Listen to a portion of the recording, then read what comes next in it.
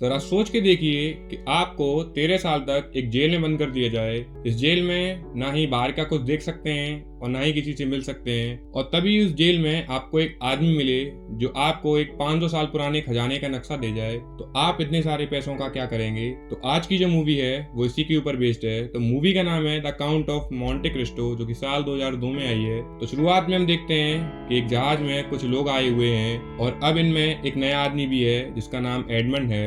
ये नया कैदी है जो कि इस जेल में आया है। वो सीधे उस कैदी को अपने वार्ड में डालते हैं और पहले उसको बहुत मारते हैं। यहाँ का रूल है कि जो भी पहला कैदी आता है ये वार्ड उसके ऊपर अपना दम दिखाता है। उसको मारने के बाद उसको सड़ने के लिए छोड़ दिया जाता है। ये गेट सिर्फ एक ही बार खुलता है जब इनको शाम को कैदियों को खाना देना हो। इसके बाद ये गेट हमेशा के लिए बंद ही रहता है। अब एडमंड को ऐसे ही काफी दिन बीत जाते हैं और वो मरने की भीख भी मांगता है। वो भगवान से हमेशा कहता रहता है कि भगवान ये मेरे साथ आप क्यों कर रहे हो। तभी एक दिन अचानक से उसके सेल की नीचे की परत हिलती है और वो एक आदमी को ऊपर आते हुए देखता है। पहले तो वो ये देखकर घबरा जाता है, लेकिन तभी वो आदमी ऊपर आता है और उससे हेलो बोलता है। इस आदमी का नाम एब होता है और ये एक सुरंग खोदने की कोशिश कर रहा था जिससे कि वो इस जेल से बाहर जा सके। इसके बाद वो एडमंड से पूछता है कि क्या वो उसकी गुफा खोदने में मदद करेगा। तो एडमंड बिना कुछ सोच समझे हाँ कर देता है। अब वो जिस रास्ते से वहां आया था उसी रास्ते से वो अपने सेल के अंदर जाता है और उसके साथ एडमंड भी होता है। एडमंड उसके सेल में आकर देखता है तो वो देखता है कि ये सेल तो बिल्कुल होटल के जैसे है। इसके बाद वो उसकी गिरी हुई किताबों को पढ़ता है और तब उसे पता पड़ता है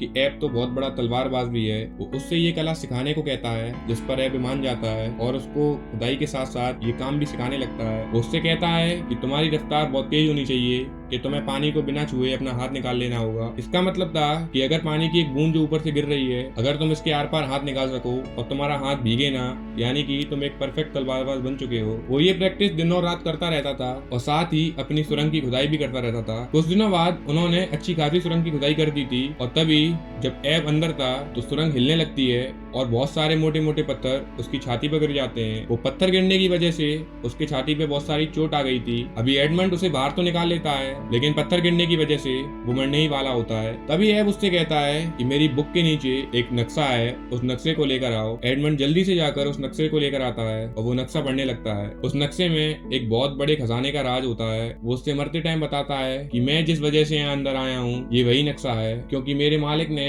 एक समय पर इतना पैसा कमा लिया था कि वो उसको छुपा ही नहीं पाया और तभी उसने उसको छुपाने की मेरी मदद ली थी। अब नेपोलियन को ये पता था कि इस नक्शे के बारे में मुझे पता है, इसीलिए उसने मुझे जेल में डाल दिया था। अब ये बात सुन के एडमंड को भी गुस्सा आ जाता है, क्योंकि वो भी नेपोलियन की वजह से ही इस जेल में आया था। ये कहते ही एबे की मौत हो जाती है और एडमंड रोने लग जाता है। एबे के तुरंत मरने के बाद ही वहाँ खाना देने वाला गार्ड आ जाता है, जो की गेट को 3-4 बार ठोकता है, लेकिन वहाँ कोई आवाज नहीं आती क्योंकि एडमंड अपनी गुफा के नीचे छुप गया था। इसके बाद जब वो झुककर देखता है तो उसे एबे की लाश दिखाई देती है। वो फटाफट से के सारे गार्ड्स को ले आता है और अब वो ये प्लान बनाते हैं कि एबे को पानी में ही फेंक देंगे। ये बातें सुनकर एडमंड के दिमाग में ख्याल आता है और वो फटाफट से एबे की बॉडी को नीचे ले जाता है और खुद उसकी जगह लेट जाता है, जिससे कि जो सेल के गार्ड हैं वो उसको पानी में फेंक दें। और ऐसा ही होता है, लेकिन इसमें एक ट्विस्ट था, क्योंकि वो गार्ड खाना देने के लिए एडमंड के कमरे में भी जाता है। जब वो नीचे दिखता है तो उसे एडमंड नहीं मिलता, बल्कि एबे की लाश मिलती है। वो फटाफट से भागते हुए उनके पास आता है। दूसरे गार्ड जब उसको फेंकने वाले होते हैं वो उनको आवाज लगाता है, लेकिन तेज चलती हवाओं की वजह से उसकी आवाज सुनाई नहीं दे पा रही थी और इतने में ही वो उसको फेंकने ही वाला होता है। तभी एडमंड उसकी जेब से वो चाबियां भी निकाल लेता है, जिसकी वजह से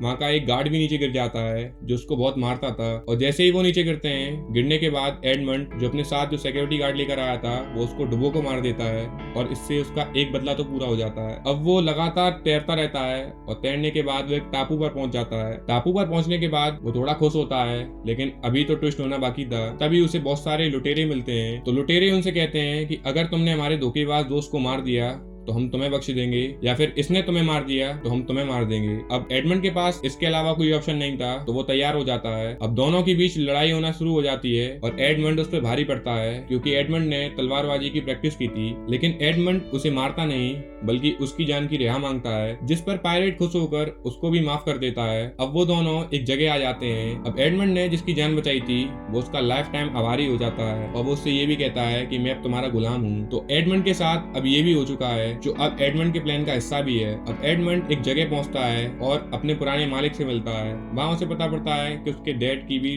डेथ हो गई है। ये सुनकर वो और दुखी हो जाता है और मन ही मन उसके बदला लेने की आग भी जलने लगती है। अब वो फटाफट से अपने दोस्त से कहता है कि मुझे एक नाव ला कर दो। तो उसका साथी एक नाव लेकर आता है और वो दोनों बैठकर एक टापू पर पहुंच जाते हैं। उस टापू पर पहुंचने के बाद वो उस नक्शे के हिसाब से उस जगह को जाते हैं। अब वो जैसे ही उस जगह के पास जाते हैं तभी उन्हें एक तालाब दिखाई देता है। एडमंड को कुछ समझ नहीं आता तो वो तालाब में डुबकी लगा देता है और तभी हमें देखने को मिलता है ढेरों सारा सोना, जिसे पाकर एडमंड रातों रात अमीर हो जाता है। एडमंड उस पैसे का उपयोग करता है अपने आप को बहुत रईस बताने के लिए। वो पेरिस में एक बहुत बड़ा आलीशान महल लेता है और अपने पूरे इलाके में सभी लोगों को अपने घर इनवाइट करता है। इसमें उसकी एक्स गर्लफ्रेंड भी होती है जिसका नाम मर्सिडीज होता है और उसके साथ उसका हस्बैंड भी था जो कि मोंटेगो था। ये मोंटेगो वही आदमी है जिसकी वजह से एडमंड जेल में था। मोंटेगो ही उसका सबसे बड़ा दुश्मन है और मोंटेगो ही उसकी एक्स गर्लफ्रेंड का हस्बैंड भी है। मोंटेगो इतना बड़ा जुआरी था कि उसने अपनी सारी दौलत जुए में उड़ा दी थी और इसी वजह से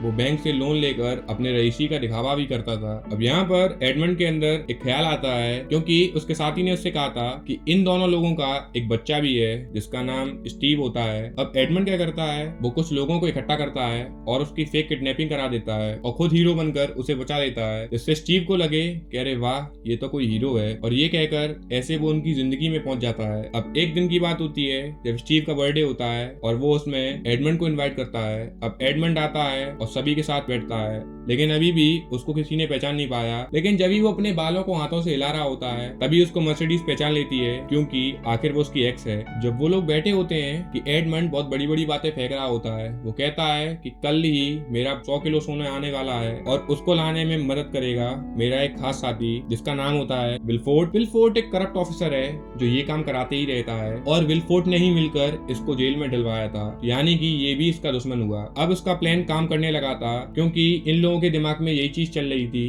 कि हमें कैसे भी करके इस आदमी का पैसा खाना है। अब रात होती है और एडमंड अपने घर के लिए निकलता है, तभी वो देखता है कि मेरे घोड़े गाड़ी में तो मर्सिडीज बैठ गई है जो उसे सब कुछ बताने वाली होती है। लेकिन एडमंड को लगता है कि ये मेरे प्लान को बिगाड़ देगी, तो अभी के लिए वो उसे घर जाने को कह देता है। अब हमें पोर्ट का सीन दिखाया जाता है जहाँ पर एडमंड की चोरी हो जाती है और सारा सोना ये दोनों लेकर फरारी होने वाले होते हैं। तभी एडमंड एन मौके पे आ जाता है और अपने साथ पुलिस को भी लेकर आता है और उनमें से एक आदमी की गिरफ्तारी भी करा देता है, लेकिन वो सजा अपने हाथ से देना चाहता था, इसीलिए वो उसको बहुत मारता है और उसको फांसी से लटका देता है जिससे उसकी तत्काल मौत हो जाती है। अब उसके 2 साथी बचे थे जिसमें से वो सबसे पहले अपने दूसरे साथी के पास जाता है जिसका नाम विलफोर्ड होता है और उससे गुस्से में सारी बातें उगलवा लेता है और उसके रूम के आसपास ही बहुत सारे पुलिस वालों को भी ले आता है जिससे वो उसके गुनाह को सुन सके। इसके बाद अब सिर्फ उसका एक ही दुश्मन रह गया था जिसका नाम था मोंटेगो। अब मोंटेगो यहाँ से निकलकर फटाफट से एक जगह जाता है जहाँ पर उसने सोना छुपा रखा था, लेकिन तभी वो बक्सों को खोलकर देखता है तो वहाँ केवल रेत ही रेत होती है और तभी पीछे से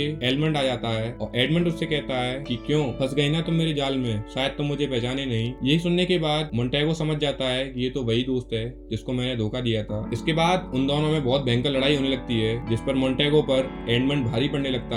अब एडमंड उसे मारने ही वाला होता है, तभी वहाँ स्टीव आ जाता है और वो ऐसा कहता है कि मेरे पापा को मारने से पहले मुझे मारो। इसके साथ ही वहाँ पर मर्सिडीज भी आ जाती है और मर्सिडीज उससे कहती है कि स्टीव तुम्हारा बेटा है। ये सुनकर एडमंड के तो कान फट जाते हैं और मोंटेगो जो कि अभी तक गलत फहमी में था वो गुस्से से लाल हो जाता है। अब वो गोली मारने वाला होता है, तभी एडमंड का साथी उसके हाथ पर वो एक चाकू फेंक देता है जिससे उसका निशाना तो चूक जाता है, लेकिन तब भी उसकी एक गोली मर्सिडीज के कंधे पे लग जाती है। अब मोंटेगो भागने की कोशिश कर रहा होता है लेकिन तभी एडमंड आ जाता है और उसे गिरा देता है। वो जैसे ही गिरता है तभी दोनों में दोबारा लड़ाई होने लगती है और वो लड़ाई इतनी भयंकर होती है कि एक तलवार उसके पेट के आर पार हो जाती है जिससे मोंटेगो की वहीं मौके पर मौत हो जाती है। और अब फाइनली इसका बदला पूरा हो गया था और आखिर में वो अपनी बीवी बच्चों को लेकर अपने उस जेल के पास जाता है जहाँ पर उसने 13 साल काटे थे और इसी के साथ इस मूवी का एंड हो जाता है। तो ये प्यारी सी मूवी आपको पसंद आई हो तो एक लाइक और सब्सक्राइब जरूर करें। Thank you guys.